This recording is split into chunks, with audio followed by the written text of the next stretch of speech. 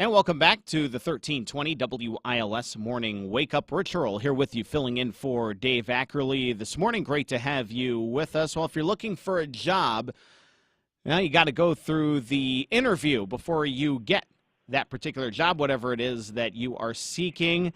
And it is that time of the year. CareerBuilder.com releasing its annual list of job interview quirks and missteps committed by candidates in this last year. So some interesting stuff here as I'm looking at this this top 10 list, so to speak. And joining us now on the other end of our line to talk about that is Jim Whiddon. He's a communications expert and the author of The Old School Advantage. Good morning, Jim. How are you? Good morning, Rich. Good to be with you. It's great to be with you as well. So looking at this top 10, I'm just going to go over a few of what some candidates have done, in particular interviews, called the wife to ask if the starting salary was enough, ate a pizza he brought with him, and answering a phone call. That's one of the more common ones. But in that top 10 list, Jim, anything that sticks out to you more than the others? Well, I think the one that said her hair was perfect, and that's why she should become part of the team. And it wasn't just the pizza guy; it was the one that ate the crumbs off the table. So I don't know what kind of subliminal message he or she was trying to send there, but that one certainly caught my attention as well. Oh, wow. And some of the other ones I'm just going to make mention of. Brought childhood toys to the interview, bragged about being in the local newspaper for alleged theft. I don't know if that's something you'll want to brag about during a job interview, but that's an interesting one.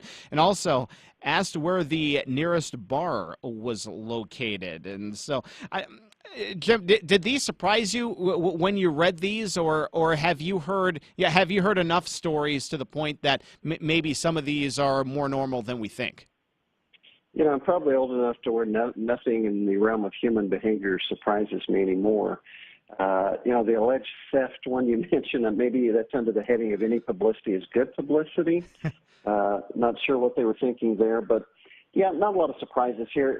I'm probably more surprised that people don't just do the simple things that they need to do to get a job, like dress. I mean, think red, white, and blue. If you have navy blue, pretty much any shade of red for a tie or a scarf, and then a white or a light blue shirt or scarf, you're going to be fine. That's going to take, that way there's nothing taking away from your visage, your personality, your knowledge of the subject, your character can come out, and there's no distractions. You don't need distractions when you're in that interview process. Yeah, would it be accurate? Would it be fair to say less is more when it comes to interviewing for a job?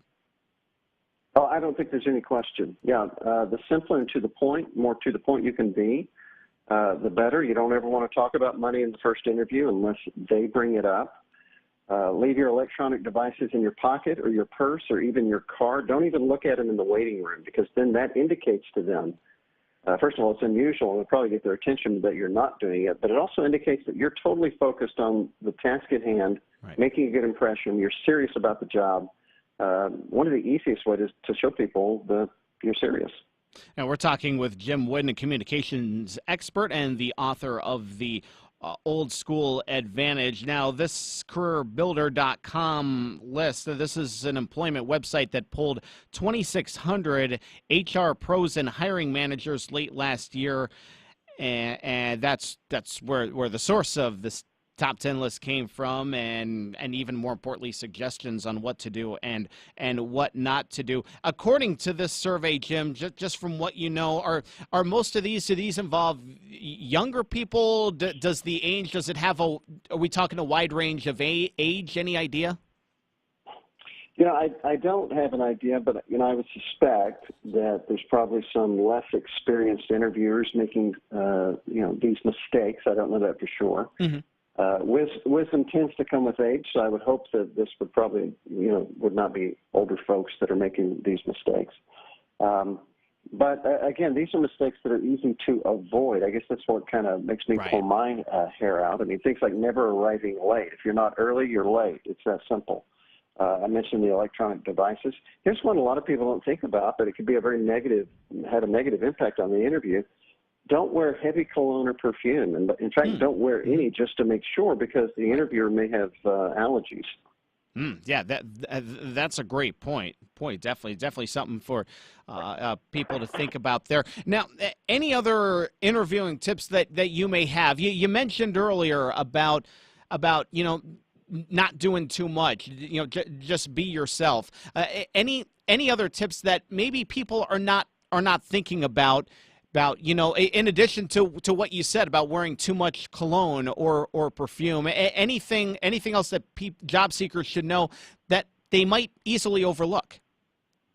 Well, we go into detail in Chapter 6 of my book, The Old School Advantage, but some just real basic ones. Always do your homework on the company you're going to interview with. Just go to their website, look at their values, know something about their product and service, obviously. Number 2, review your own personal online postings. I mean, we all make mistakes, especially when we're younger and less wise, but make sure your mistakes aren't on parade for literally the entire world to see, including the company you're interviewing with.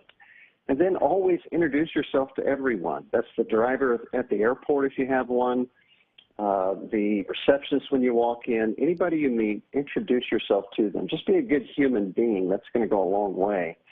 Because believe it or not, they'll ask the driver, they'll ask the receptionist how you treated them.